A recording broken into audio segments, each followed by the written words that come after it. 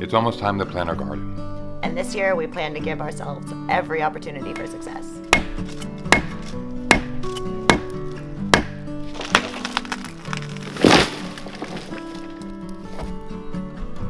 Like a glove.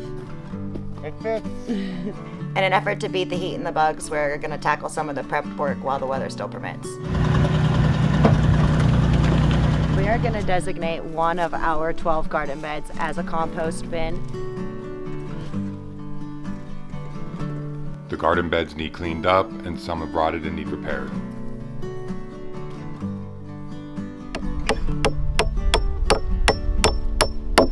This season we have the help of property consultant Kerry Brown from Strong Roots Resources. He has extensive experience in self-sufficient systems, and this week he joins us in the garden with some of that knowledge. Okay. So if you can kind of form a bit of a ball like that.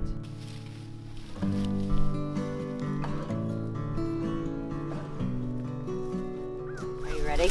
Yeah. Here we go. We're starting year 3 of our off-grid garden. And we've learned a lot just from the mistakes that we made these past few years. And you know, we focused too much on trying to make the garden itself as beautiful as it could look instead of focusing on the aspect of growing the food. Yeah, we definitely want to keep the aesthetic as simple as possible this year so that we can concentrate on growing, you know, nice healthy plants so that we have a large harvest so that we can preserve as much food as possible. That's the goal. We can get to the aesthetics at a later date when we have the resources, the money to do it. So for now, growing food is our goal. Good, healthy Is food. the focus. Yes. Food is the focus. Yep.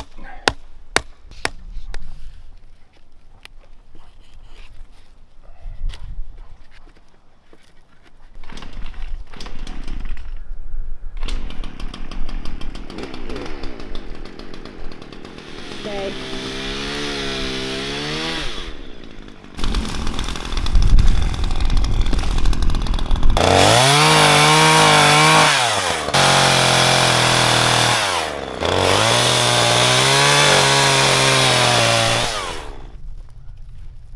All these stakes in this garden wall's all rotted out. I mean, it's lasted a few years, and it was just twigs banged into the ground and weaved together. So I guess I can't really be that mad, but it's causing a little bit of an issue right now.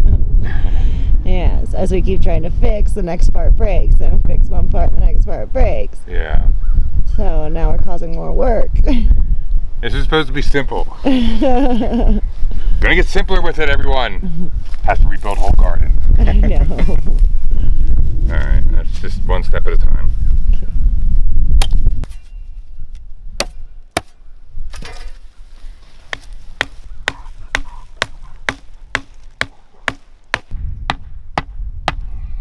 In the composting book I was reading, it said that if you turn one of your garden beds into a compost bin, then as you weed your garden throughout the year and as you have like vegetables and stuff that produce that, you know, rot or become no good, you can just kind of chuck them all into the garden bed and fertilize one garden bed throughout the year. Brilliant. Brilliant. Yeah, and then just kind of rotate from year to year. I don't know why we didn't do that. That's like amazing. Yeah, just So- even the thought of taking the weeds and just tossing them into a different garden bed instead of letting them just like have to haul them to the compost bin. See, that goes exactly in line with what we were saying. We know there's a much simpler and more efficient way to live this lifestyle, and it's something as simple as just taking all the waste, throwing it into the garden bed next to you for the next year. I mean, that there alone just saves you all the time and energy of taking it to a compost bin in another location, Building more compost bins. building with compost bins, and then having to bring it back to the garden bed. It's all Yeah. smart. Let's see now. All of our stakes and the wall is pretty much rotting away. Every time I go to fix a part around this, it's just breaking the next section. So without trying to have to rebuild this whole entire garden bed system that we made, I think we're going to switch to a different idea in repairing this, which is pretty much taking these down and then just getting some rough cut lumber and building boxes around the soil that we already have built up here.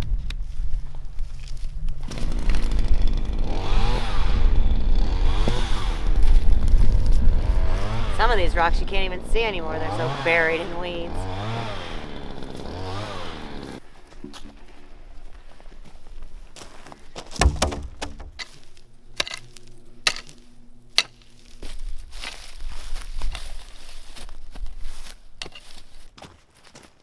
No, I don't know. Put the back end in because it might be longer than the bed. I didn't cut it to size. So there we go. Let's put it on the rock. It's fine.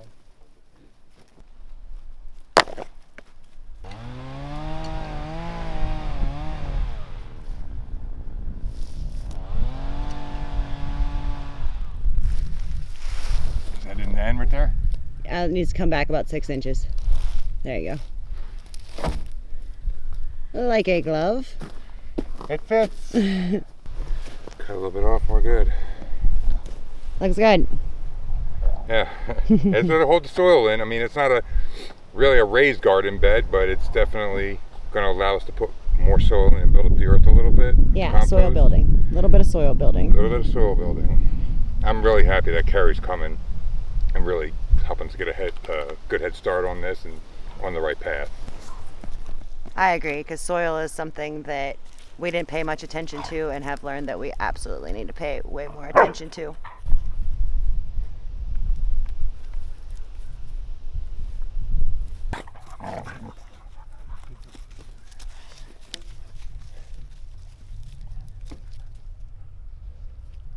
I like it. I like this shape though. I like looking at them as they're coming together. Right? Yeah, looking nice. It still works. Yeah, it looks nice. Kind of goes with the aesthetic. Chainsaw's out of gas, but we're not going to let that stop us. We can't work much more up here because we obviously can't cut the logs without the chainsaw, but we have some seeds to plant and a little greenhouse to put together, so we're going to go work on that next. Just keep it moving right along. We got at least another garden bed and a half built, and we only need actually a couple more. I have no idea how much soil we're actually going to get or compost we're going to get on Friday, but I'm thinking these 6 garden beds is going to be more than enough for us to handle this year and be able to grow plenty of food because the beds are pretty big. Our beds are actually, if you haven't been following us, we have 12 garden beds in this circle, and each one of them is 10 foot wide at their widest and 12 foot long on each end. So they go from 3 foot to 10 foot little pizza slices that are 12 foot long. So that's a lot of coverage. And it takes a lot to fill them. Yes, it does.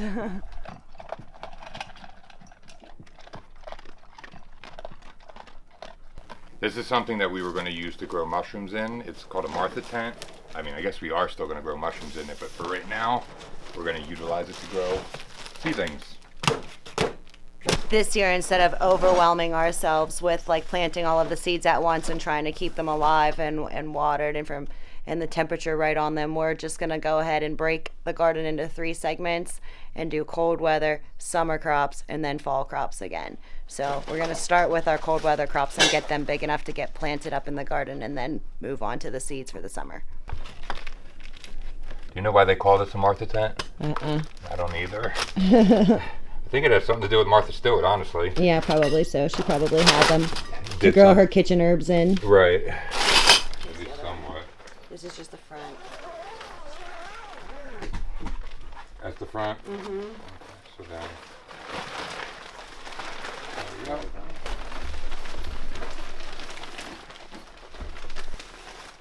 There we go. Whoa. Definitely going to help us with the seeds this year for sure. Yeah, we've been struggling each year finding a way to start the seeds best. And last year we got too hot in here and it was too far away. We were still living in the shed and had our seeds down here in the dome using it as the greenhouse, but it was just too far away to constantly keep an eye on them. So now that we're down here and have this, it'll probably be a little easier for us to keep an eye on them. And another thing that we did last year was we planted our seedlings in compost, but the compost had a lot of seeds in it.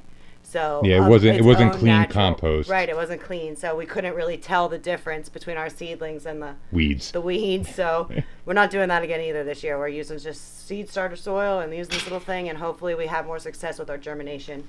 Another thing we have is a little battery-powered humidifier that we're going to put inside this tent. It'll help keep the moisture levels up, because last year, because it got so hot in here, everything was drying out. We couldn't keep the soil moist enough, and a lot of the seedlings died as a result, but much better plan. I'm much happier about this. Successful garden this year. I said it before, mark my words. Doing it. Doing it.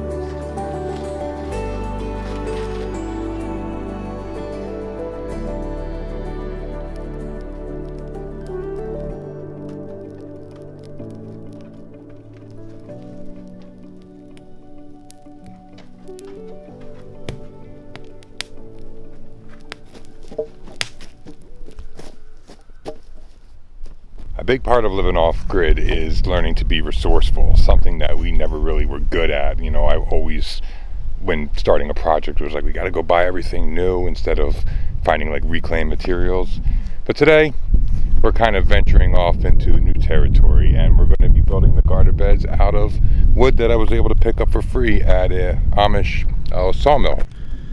I guess this whole vlog is really about learning to get out of our own way and use what resources we have available instead of trying to make these grand, beautiful projects work when we really don't have the resources for that. So functionality and practical is kind of the key this year.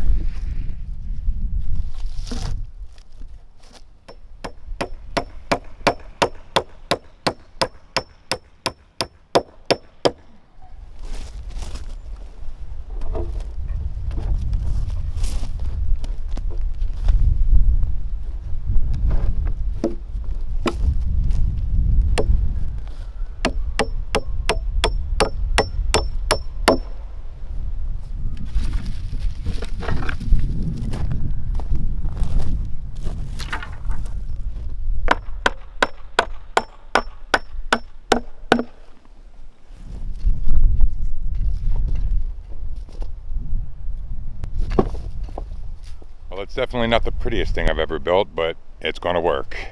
It'll at least function for what it was built for, and that's grow food. But actually, it'll probably last a lot longer too, until we can build it the way we want. But for now, I think Jess and I will be happy with this. And the best part about it, it was free. Gotta love free. Free and functional. That should be our motto. Good morning. It's a beautiful sunny day. Clouds are gonna roll in a little bit, make it so nice for working in the garden today. We have Kerry coming today, the homestead consultant that you had met a couple episodes back. He's gonna help us get these garden beds prepped so that we have the best chance at success this year with our garden. Yay! We got raspberries. That's exciting. And he says there's wine raspberries. Wow, look how full the stem is. Yeah, they're prickly, but not too bad. What are these? No, but they're pretty Elderberry color. Heck yeah! Yay, elderberries. That's awesome. This is awesome. Thank you, Kerry. Sure. Very cool. Wine raspberries. The stem is so neat.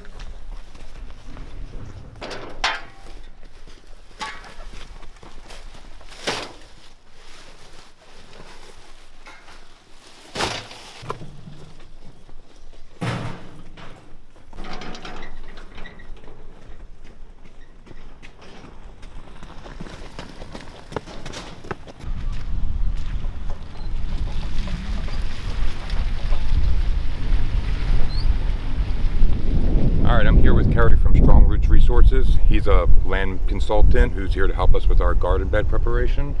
So kind of what's the goal today? What's the plan?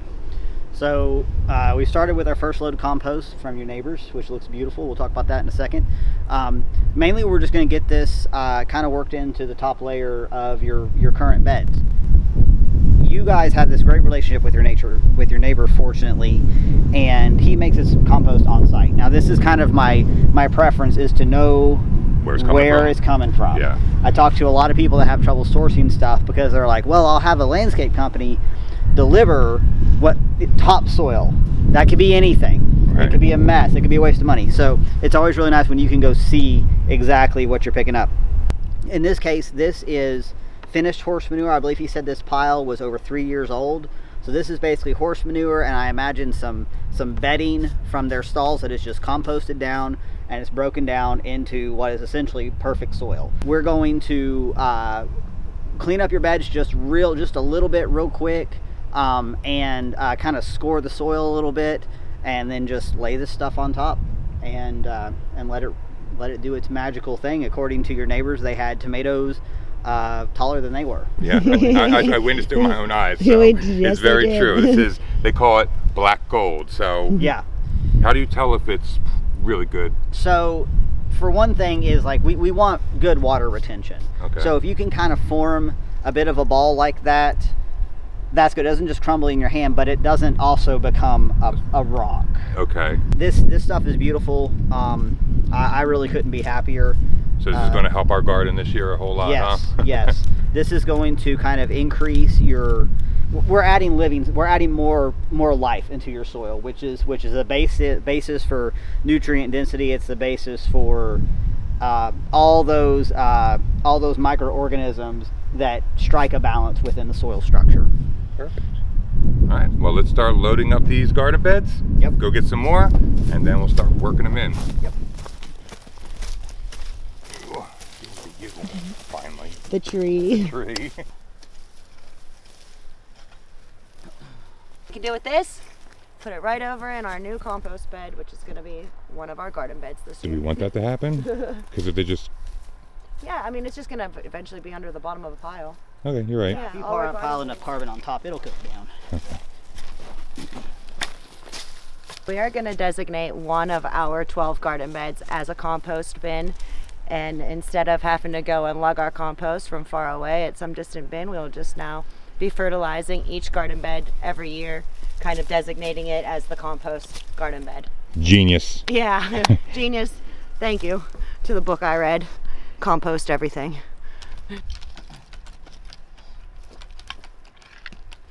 All this hoodie sticks come off.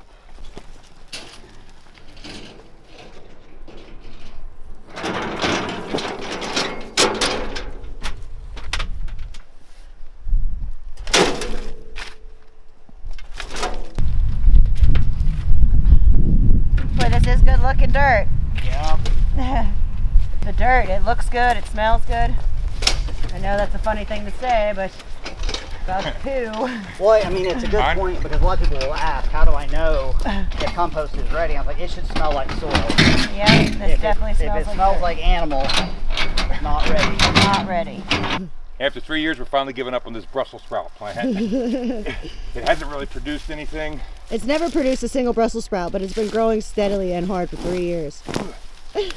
So we are going to reclaim the space. Compost.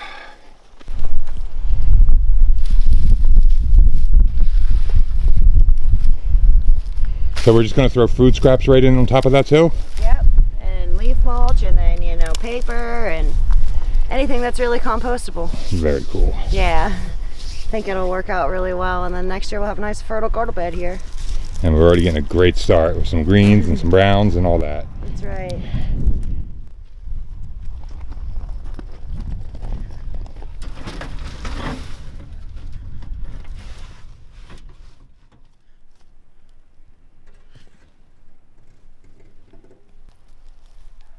I'm really glad to be getting back outside, the weather to be changing, and to live in, living in Tennessee when it actually starts to do that in February, as opposed to some of those northern states where I know Jens are probably still getting snow all the way up until April and May. So yeah, it just feels really good. I can feel energy coming back in my body. I feel a little bit more alive, and and being able to work with the dirt and, you know, grow my own food is just really, really a blessing. So I try not to get so upset over the winter months anymore, and realize that we do need them for the life cycle of our food. But I tell you, it's a struggle. Is there anybody else out there that suffers from seasonal depression when it starts to get really cold and you just have takes so much energy just to get up and get moving and to make it through the cold? Let me know. Let me know I'm not alone. Ready to.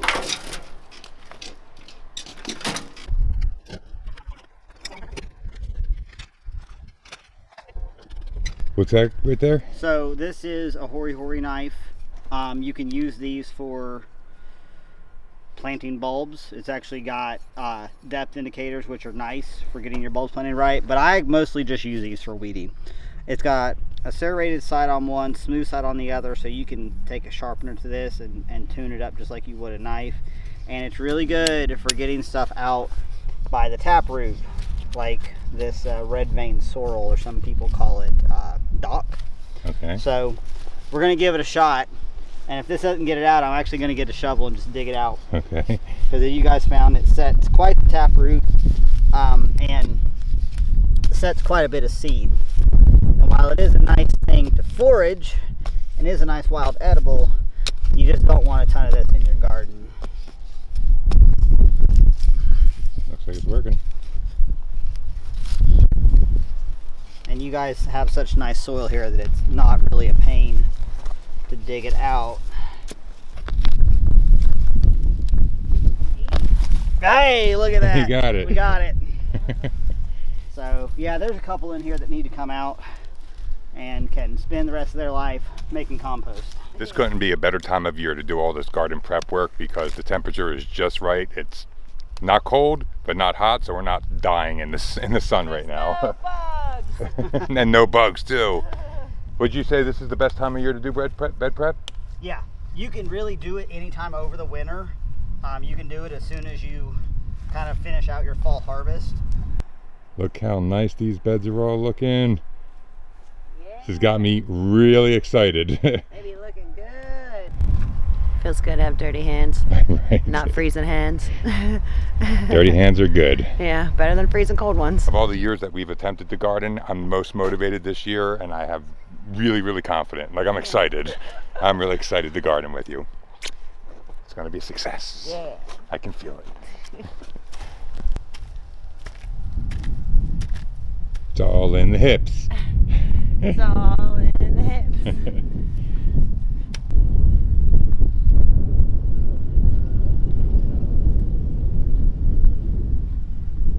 Looks good. It looks great. Now, because we are using horse manure, we are going to mulch to try and keep the weed seeds down a little bit. And Kerry has suggested that we use leaf mulch, and he says it works miracles and it's magic, right? It is. It is. You can use leaves. You can leave them intact. You can chop them up. It's kind of a matter of preference. I've done it both ways with good results both times. It's just a natural mulch, and you don't have to worry about chemicals or any kind of weird stuff because it's just the trees doing their thing. So it just takes that worry off the list. Weeds were a big problem for us last year, where we spent more time weeding the garden than we actually did caring for the plants. And we were toying around with the ideas of using garden plastic, but I like the leaf idea a lot better. More natural and readily available on our property and free. Yeah. And then the plastic doesn't break up over time and get all lost in the Yeah, I mean, it just goes ground. along more with the style of growing and living we're trying to live anyway. Right. So I want to thank Kerry from Strong Roots Resources for coming out and giving us a hand today. He does have a YouTube channel that I will be putting a link in the description of this video. And every Friday at what time? 6:30 Eastern. 6:30 Eastern, he has a live stream. This today, actually, you'll be talking about garden bed preparation. You won't see it till obviously Sunday, but you can go back and watch it, I'm sure. And check in every Friday at 6:30. Yep, we'll be there. I know we will be. Well, thanks a lot, buddy. All right, appreciate it, man. I really appreciate all your help. Glad This Yeah, is- Kerry, we can't thank you enough. Thank you Yeah. so much. Happy to help you.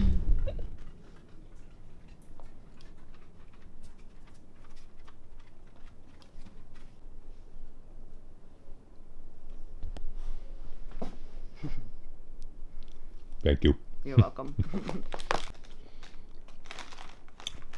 No, you guys can't have any. You got your own food. I'm definitely tired after today. There was a lot of shoveling, so we're just gonna kind of make ourselves a little bit of a snack for dinner, and then we're gonna sit down and enjoy Kerry's live stream tonight. We never seen one, so I'm really interested to see what kind of information he presents in it.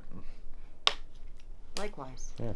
Learn a little bit more on top of what we got Did today, right? yeah. It's like a little bonus. Little bonus. Keep the ball We are rolling. we are very grateful for everything he did coming out today and helping us. I mean, thank you so much, Kerry. We really appreciate you. We can't thank you enough, Kerry. We really, really are thankful for your help. It would have taken us a long time Yeah. to be shoveling all that. Honestly, being able to enjoy Kerry's live stream or watch TV on our laptop wouldn't be possible without the Nomad internet system that was sent to us. This has been a game changer, lifesaver, and something we've enjoyed a lot. I'll leave a link down in our description here to if anyone's interested in buying one of the systems for themselves. But we live out in the middle of nowhere, and this thing is like amazing. Is it not? 100% amazing. It really is high-speed internet. Why we live off grid. I love it. We love it. Yeah.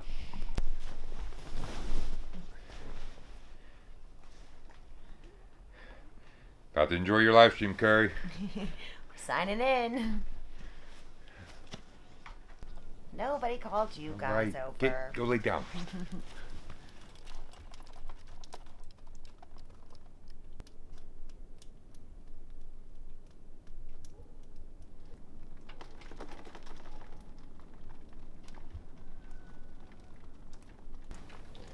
I'm sure some of you are wondering about our ducks.